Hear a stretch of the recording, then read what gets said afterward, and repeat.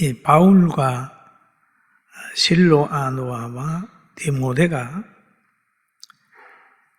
하나님과 주 예수 그리스도 안에서 데살로니가 교회에 보낸 편지, 그 내용을 우리가 보면서 그 편지 내용 중에 끝부분, 결론 부분에 가서 한 말을 오늘 생각을 해보려고 해요. 여러분 은혜 받는 시간 되기를 주의 이름으로 축원합니다. 그래서 끝부분에 보면 항상 기뻐하라, 쉬지 말고 기도하라, 범사에 감사하라. 이는 그리스도 예수 안에서 너희를 향하신 하나님의 뜻이라. 이렇게 말씀을 했는데요. 이 사람이 데살로니가 교회를 시작을 하면서 복음을 전하면서 어떤 자세로 복음을 전했는가 하는 것부터 우리가 생각을 해봐야 돼요. 그런데 바울이 데살로니가 교회에 복음을 전할 때에는 육신의 기대보다는 하나님이 맡긴 사명 감당한다는 생각으로 접근을 했어요. 내가 복음을 전해서 거기에서 먹고 살아야 되겠다라고 하는 게 아니라 하나님이 자기에게 복음을 줬으니까 조건 없이 그냥 복음을 전하는 거예요. 그리고 그는 이런 고백을 합니다. 데살로니가 전서 2장 8절에 보면 우리가 이같이 너희를 사모하여 하나님의 복음뿐 아니라 우리의 목숨까지 너희에게 주기를 기뻐함은 너희가 우리의 사랑하는 자 됨이라 라고 표현을 하는 거예요. 하나님이 자신들에게 준 복음만 데살로니가 교회에 준 것이 아니라 복음뿐 아니라 우리 목숨까지도 너희에게 주기를 기뻐한다. 그 이유는 너희가 우리의 사랑하는 자 되기 때문이다 라는 표현을 하고 있는 거예요. 사랑한다. 그러면 사랑하는 사람을 향해서는 조건이 없습니다. 아이들이 밥을 잘 먹으면 어머니 편에는 좋은 거예요. 왜 그러냐면 사랑하기 때문에. 자기가 희생해도 사랑하는 사람이 잘 되면 좋은 거예요. 사랑하기 때문입니다. 그리고 또 보게 되면은 데살로니가 전서 2장 9절에 보면 이런 말이 있습니다. 사랑하는 사람에게는 짐이 되지 않으려고 노력한다는 거죠. 사랑하는 사람에게는 짐이 되지 않고 힘이 되려고 노력하는 거예요. 그래서 바울 사도는 형제들아 우리가 수고와 애쓰는 것을 너희가 기억하리니 너희 아무에게도 폐를 끼치지 아니하려고 밤낮으로 일하면서 너희에게 하나님의 복음을 전하였노라. 그러면 바울 사도가 이 데살로니가 교회 복음을 전하면서도 그들의 짐이 되지 않으려고, 경제적인 부담을 주지 않으려고 밤낮 일하면서 복음을 전했다는 내용이 오늘 본문에 나오고 있는 거예요. 그러면서 이 모든 것들을 하나님이 내 정인이다 라고 하는 표현을 하고 있습니다. 그래서 그는 참 거기에 있는 멤버들과 함께 장막 짓는 업을 해가지고 거기에 복음을 전하고 있었습니다. 그뿐만 아니라 그들은 사람에게 영광을 구하지 않았다. 그런데 성경에 보면 우리는 너희에게든지 다른 이에게든지 사람에게는 영광을 구하지 아니하였노라 라고 얘기를 하는 거예요. 사람의 영광을 구하지 않았다. 사람에게 박수 받길 원치 않았다. 사람이 안 알아줘도 시험 들지 않고 또 기대도 하지 않고 복음을 전했다. 라고 하는 말을 지금 성경에서 하고 있습니다. 저는 이 성경을 읽을 때마다 부끄러워요. 왜냐하면 우리가 사람이 알아주면 힘이 더 나고 고마워하면 더 희생할 수 있고 또 몰라주면 서운하고 그렇잖아요. 그런데 바울 사도가 목회를 하면서 복음을 전하면서 사람들의 평가에서 자유하고 있었다라고 하는 걸 볼 수가 있어요. 그래서 바울 사도는 데살로니가 교회를 향하여 이런 얘기를 합니다. 결론 부분에서 12절에 이렇게 얘기를 하죠. 형제들아 라고 하는 표현을 합니다. 우리 같이 한번 읽어볼까요? 형제들아 우리가 너희에게 구하노니 너희 가운데 수고하고 주 안에서 너희를 다스리며 근하는 자들을 너희가 알고 너희 가운데 수고하고 주 안에서 너희를 다스리며 근하는 자들을 너희가 알고 그러죠. 뭘 알아라는 거냐? 그들의 배경을 알아라는 거죠. 그들의 권위를 알아라는 거예요. 그들이 전하는 교훈의 근세를 알아라는 거죠. 여러분 알아야 되거든요. 저 길거리에 뛰쳐나온 개 한 마리도 주인을 알지 못하면 실수합니다. 그렇게 주의 일을 하는 사람들 알아라. 누가 쓰고 있는지 알아라. 라는 얘기죠. 얼마나 가치 있는 사람인가 하는 걸 알아라는 거죠. 그러면서 그의 역사로 말미암아 사랑 안에서 가장 귀히 여기며 너희끼리 화목하라 라고 하는 부탁을 하죠. 교회는 질서가 있어야 돼요. 여러분 가정에서도 부모님의 수고를 알고 질서가 회복이 되고 가족끼리 화목한다면 행복한 가정인 것처럼 교회도 하나님이 역사하는 줄을 알고 하나님의 교훈 안에서 서로 성도들이 화목하고 지내면 건강한 교회고 거기에 속해 있는 사람들이 세상에 가서 성립자가 되는 거예요. 할렐루야. 아멘. 너희끼리 화목하라. 가장 귀히 여기라는 말을 하고 있죠. 가장 큰 것은 하나다는 거죠. 하나. 가장 귀히 여기고 라고 하는 거죠. 너희끼리 화목하라. 이 화목하는 것은 또 주 안에서 화목입니다. 주 안에서 화목하는 거예요. 오늘 이 본문에도 보니까 바울 사도가 이렇게 얘기하죠. 데살로니가 전서 5장 14절에 보니까 우리 한번 같이 볼까요?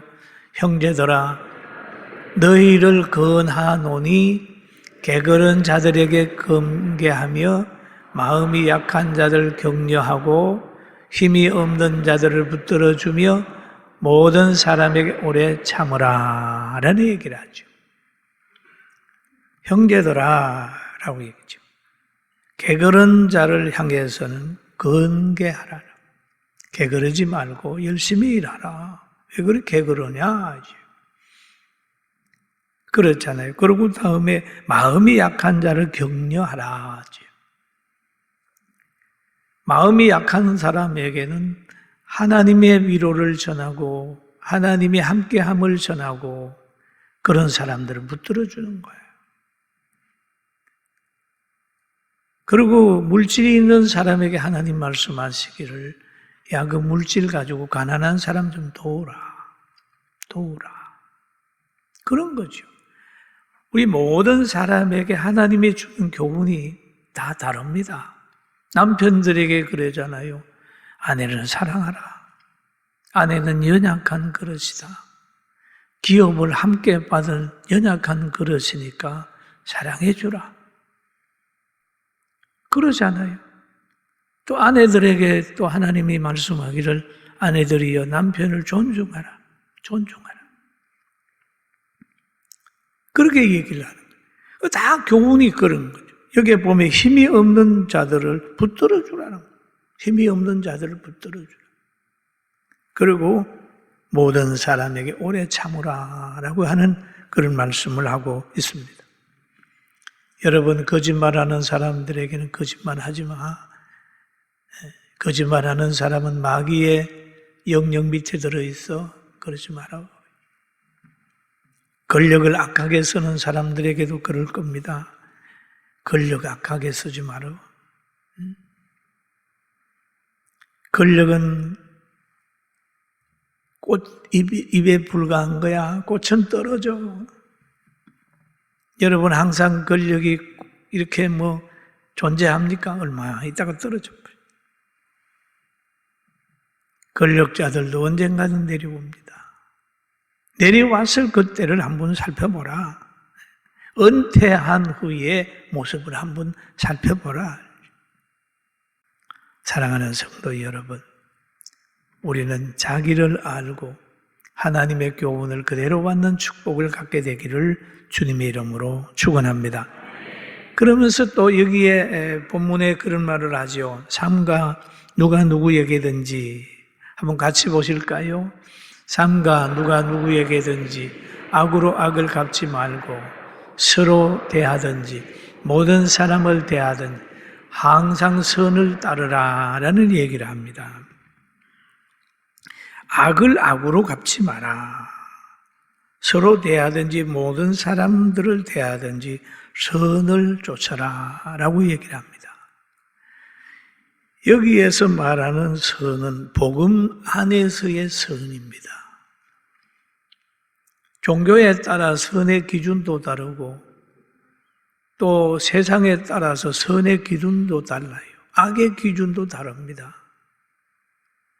그러면 악한 나라에 신앙의 자유가 없는 곳의 악은 뭡니까? 예배드리는 게 악이잖아요.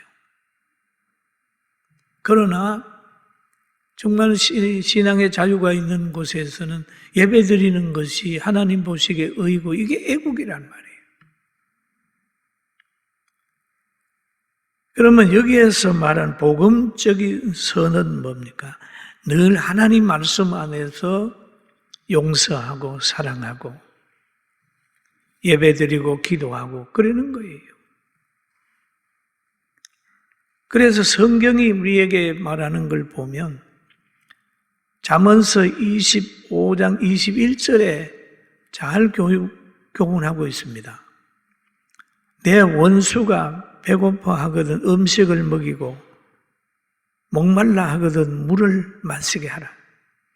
그 용서해 준다 하고 무관심하는 게 아니라 원수가 배고파 하거든 먹이라는 거예요. 목말라 하거든 마시라. 이런 거거든요. 아니 난 용서는 하고 나는 복수 안 하고 그냥 무관심한 게 아니라 적극적으로 도와주라. 이것이 하나님께서 우리에게 가르친 선의 기준입니다. 가장 본을 잘 보였던 분이 누구면 예수님이세요. 그 십자가의 고통을 느끼면서도 한 강도가 자신에게 부탁을 할 때 너는 오늘 나와 함께 낙원에 있으리라 라고 하는 거기에서도 자신에게 죄를 뉘우치고 회개하고 요구하는 그를 하나님의 나라로 인도하시는 분이 예수님이셨다. 그리고 예수님께서도 또 보면 예수께서 이르시되 아버지여 저들에 사하여 주옵소서 자기들이 하는 것을 알지 못하니이다 라고 하는 그 누가복음의 기도 내용도 있어요. 예수님의 기도는 응답이 되는 기도입니다. 예수님의 기도는 엄청난 능력이 있습니다. 아버지께서 들어주는 거예요. 그런데 자기를 십자가에 다는 그들을 향해서도 사랑의 기도를 했다고 하는 건 대단한 것이죠. 이게 선이란 말이에요. 그리고 이 서대반이 순교할 때 성령 충만해서 기도했던 내용이 있습니다. 사도행전 7장 60절에 보면은 무릎을 꿇고 크게 불러 이르되 주여 이 죄를 그들에게 돌리지 마옵소서. 이 말을 하고 자니라. 이 말을 하고 자니라. 돌에 치는 사람들, 돌로 치는 사람들을 향해서도 사랑의 기도를 드렸던 이게 바로 성령이 원하는 것이고 복음 안에서 선을 행하는 것이 기준이 되고 있는 것입니다. 여러분, 이것을 가만히 생각해 보면 인간의 이성의 작용으로는 할 수가 없어요. 저도 못해요. 그러나 성령을 받고 부활의 신앙을 가지고 천국이 믿어지면 할 수 있는 거예요. 할렐루야. 그런 거예요. 믿음의 기도는 부활의 신앙이 있을 때 가능한 겁니다. 이렇게 말하는 자도 대적자들을 축복하는 기도는 매우 힘들 거예요.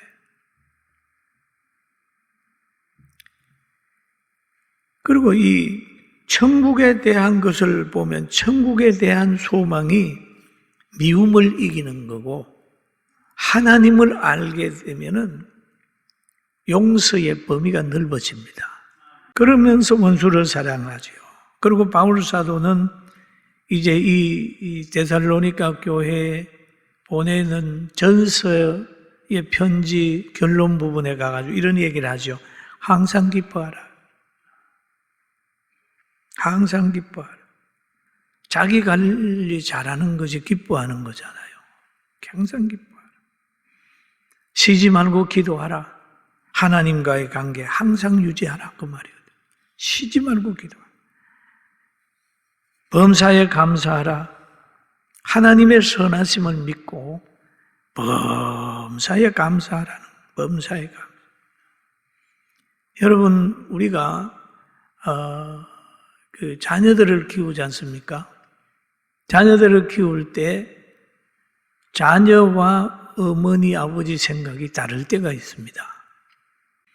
하나님께서 우리에게 주는 환경들, 우리 개인 입장에서 보면 너무 힘들고 고통스러운 환경이지만 이 환경을 주심으로 인해서 우리가 새로워지고 더 나은 길을 갈 수 있기 때문에 하나님이 역사한다고 생각하면 마음에 안 들어도 믿음 안에서 감사하는 거예요. 할렐루야.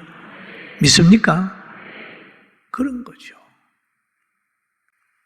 그러니까 하나님을 믿는 믿음 때문에 그래, 지금은 나도 모르지만 좋은 길을 하나님 열어줄 거야 라고 믿음으로 생각하면 범사에 감사하게 되는 거예요. 할렐루야.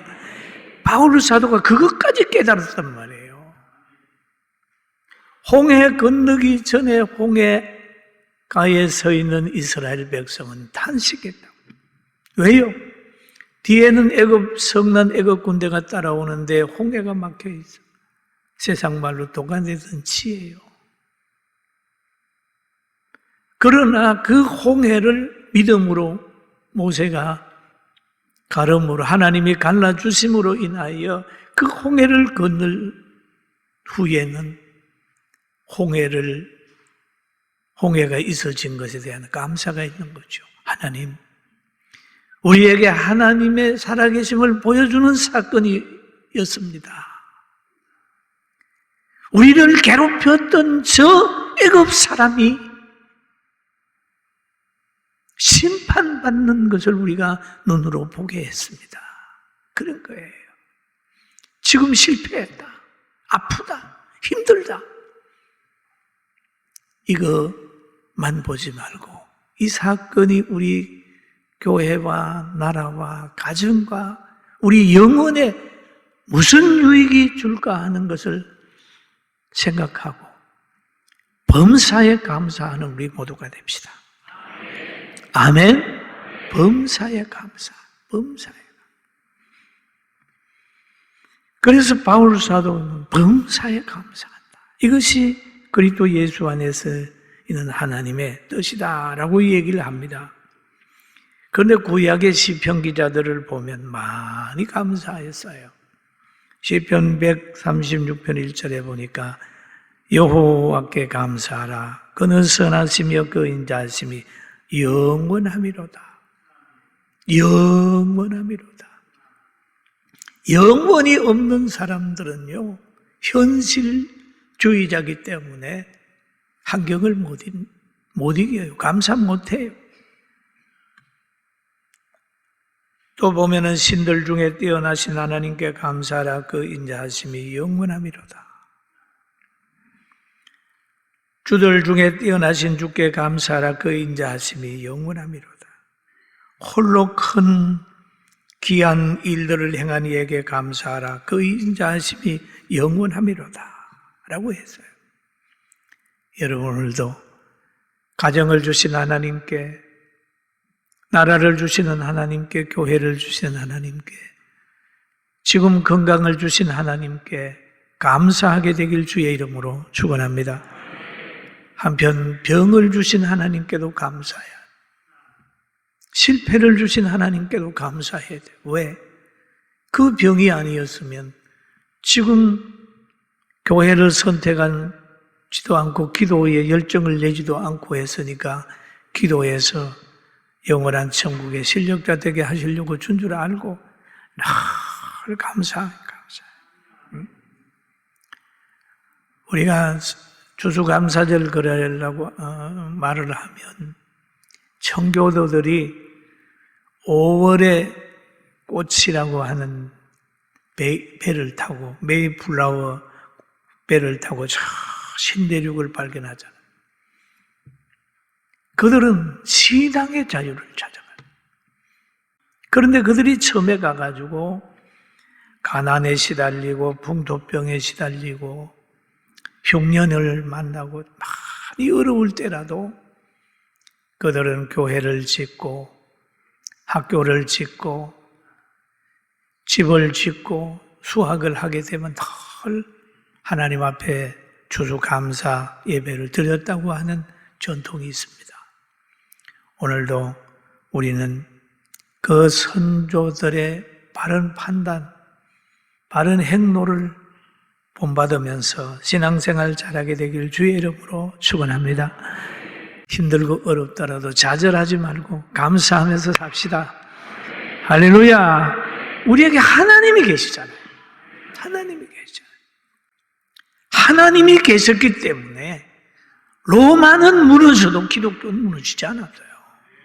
보세요. 역사를 보세요. 그러니까 범사에 감사하는 거예요. 감사하는 거예요. 그리고 여기에 보니까 항상 기뻐하라. 쉬지 말고 기도하라. 범사에 감사하라. 그러니까 하나님과의 관계는 늘 유지되고 성령을 소멸치 말라. 성령의 감동을 소멸치 말라. 예언을 멸시하지 말라. 하나님의 말씀을 멸시하지 마라. 그렇게 했잖아요. 범사에 헤아려 좋은 것을 취하고 악은 모양이라도 버려라 라고 하는 이 말씀 기억하면서 한 주간 승리하고 올 한 해 하나님 앞에 풍성한 축복을 받는 언어로 감사하고 삶으로 감사하고 환경으로 감사하고 물질로도 감사하고 찬양하며 한 해를 보내게 되길 주의 이름으로 축원합니다. 할렐루야. 따라합시다. 범사에 감사하라. 왜냐하면 하나님은 우리들을 좋은 곳으로 인도하기 때문에 어린아이처럼 부모님을 보고 원망하는 것보다는 그래, 나의 결정보다 부모님이 결정이 좋으니까 나는 울면서 따를 거야 라고 얘기를 했다면 성숙한 자녀겠지요. 여러분, 성숙한 성도들 되기를 주의 이름으로 축원합니다.